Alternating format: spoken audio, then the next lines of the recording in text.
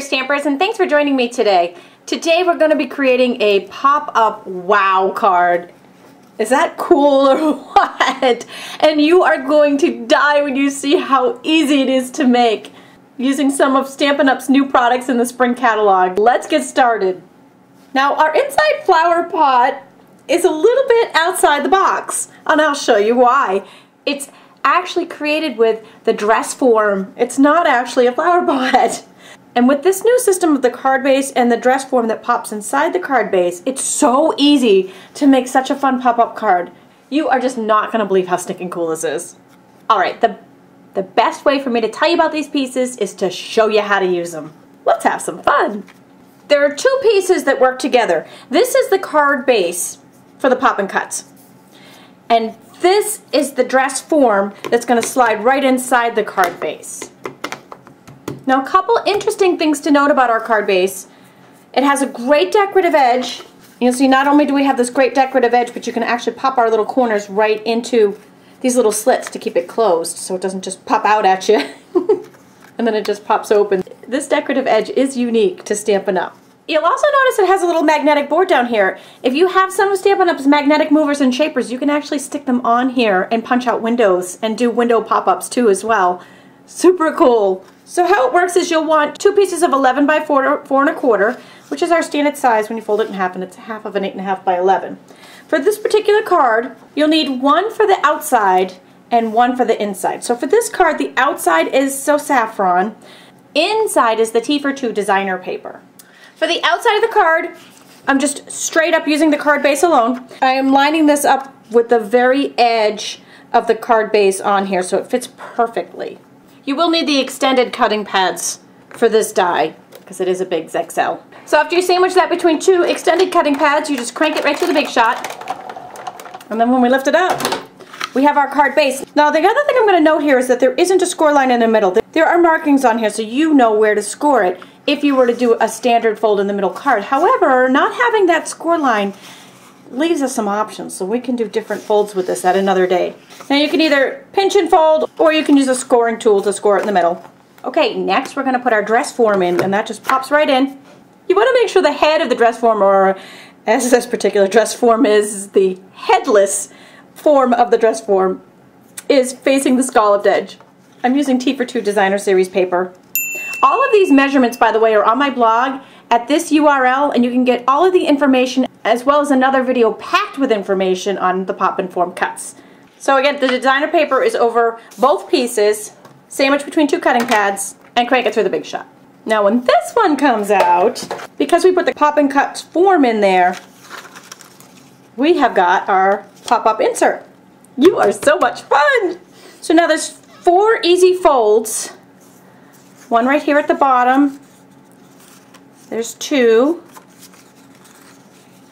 This is 3, because that makes a little table, and then 4 is that little table folding up. You can actually just stick your little thumb in there and pinch that up, and that's all there is to it. So then, if you want to test it, you can fold it flat down just to give it a little trial run. Make sure it's folding flat. For adhesive, I'm using snail adhesive. I put the adhesive on the back of this pop-up panel and not on the back of the base, so that if I was putting it on here, some of it might stick through, and I don't want any of these pieces that are supposed to pop up to get stuck down. So I started with the top part. Make sure we get that lined up good. And then once that's perfect, we'll snail the bottom part. And that's all there is to the pop-up part. Is that cool or what? We have these matching framelits that go with this if you want to make a dress. Even though we're not making a dress, I'm still going to use the dress form framelit for the base. And I'm just going to punch out the bottom part in some early espresso. And you can check out this super cool dress video I made last week to show you how to use the framelits. Before I even attach the dress form that we just popped out, I'm actually going to take my scissors and cut off the dress part of the pop-up. And I'm going to actually stick it down in that little shadow of it, because we're doing a flower pot, so our shapes are going to be a little different, and I don't want to see that yellow in the background. And I'm cutting the dress part of this off at the top, so we only need this bottom part. I just used a little snail adhesive to attach this part. It's going to become the bottom of our pot. I have an early espresso sheet that's 2.5 by 1 3/4. Again, all measurements on my blog. And we're gonna make the flower pot out of this. Check out my dress video from last week to show you how to use the impressions folder to make this background. All right, I'm just pulling in some Stampin' Up! Grid paper. Love this stuff. And I'm gonna actually mark the back side of our panel so it doesn't show. Just with a pen, pencil, whatever. A 1/2 inch in on either side. Just putting a little tick mark there. Using my Stampin' trimmer, this groove right here is where the cut's going to be made. I'm lining up that tick mark in the corner of one side, and that will give us our angle of our flower pot. Flip it over and do the same thing on the other side. Perfect. I put mine down a little bit. Woo, now we just have to grow some flowers. Okay, I have 2 white panels here, 3 inches by 2 3/4 for the inside, 3 inches by 3 3/4 for the outside, and then 2 espressos 1/4 inch larger. Again, measurements are on my blog. Just click the link in the description below. I'm using 3 different stamp sets. The Secret Garden stamp set, which has a matching set of framelits, which will cut out our flowers and our stem, making this super easy. And then on the inside, I'm using the Feel Good stamp set, and on the outside, I'm using Perfect Pairs. So you could really make this for any occasions just by switching out your words. Ink pad colors are listed above, and in the interest of time, I'm going to stamp this fairly quickly so I can show you some more goodies. Voila! Through the magic of YouTube, we are all stamped! Yay! I love it when it's that simple. We can go ahead and layer those on their espresso panels. And now I'll show you the beauty of the Secret Garden stamps that match the framelits. These framelits were made to go with the set. I've gone ahead and stamped these 2 flowers. Gonna layer our Big Shot with the multi-purpose cutting platform closed on tab 2, 1 cutting pad, our 2 flowers, and then you just spin this little framelit until it lines up perfect with our stamp, and then stick them down with a Post-it note so they don't shift at all. 1 cutting pad on top, and crank it through the Big Shot machine. And then when they come out, just unpeel everything and pop! Perfect cutout flower. So here are the pieces that you want to cut out. 3 Calypso coral flowers, 1 pool party, and 2 leaves from Lucky Die Made. Okay, now for a little Dazzling Diamonds glitter, because, oh, I love it. I said it was an over-the-top wow, didn't I? This is a 2A glue pen. Just color in the center of the flowers where you want the Dazzling Diamonds to go. I colored the center of all the flowers, in case you were wondering. I didn't have my powder pal tray handy, so just a piece of white printer paper folded in half. Scrap paper is always good. Recycle, save the earth. Pouring that Dazzling Diamonds right over the top. That's my little PSA, public service announcement for the day. Oh, can you see the sparkle? And give it a good flick on the back just to get any excess off. Continue on with all of your little flowers. And when you're done, just pour the excess back into the jar.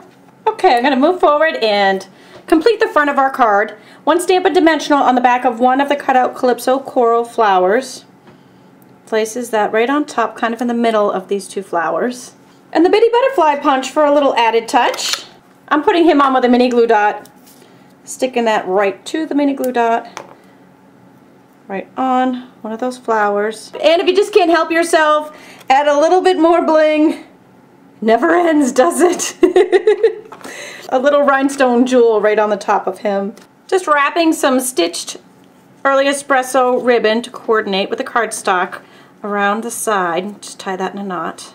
And while you guys weren't looking, I opened up my little card base that I was making into an ink pad. Gasp! Okay, but we'll cover it up. Try not to laugh too hard. A little of the coordinating T for 2 designer paper. Again, measurements on the blog. Our front panel goes on with some Stampin' Dimensionals. Okay, and now for the inside. Stuck these guys right to a mini glue dot on the front, actually. And they stick right up on either side. I layered them one a little bit lower than the other. Now for this guy, instead of popping him up, I actually put mini glue dots on the bottom front. I know it seems weird putting it on the front, but I found this very helpful because then I just slid it underneath in between these guys. And you may need to stick another mini glue dot just to keep the leaves from flapping. Oh my gosh, it is so super cool. I could just play with this all day. So fun. And think about how they're going to love it when they get it, and then just stick this greeting down the bottom. It is such a wow. Thanks to Karina Chin for this fantastic design idea. Be sure to visit my blog for hundreds more video tutorials, daily inspiration, samples, and specials, and more. Thanks for joining me today.